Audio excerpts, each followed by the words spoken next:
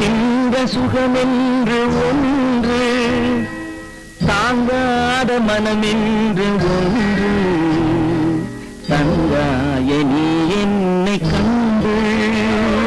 தூங்காத கண்ணென்று ஒன்று,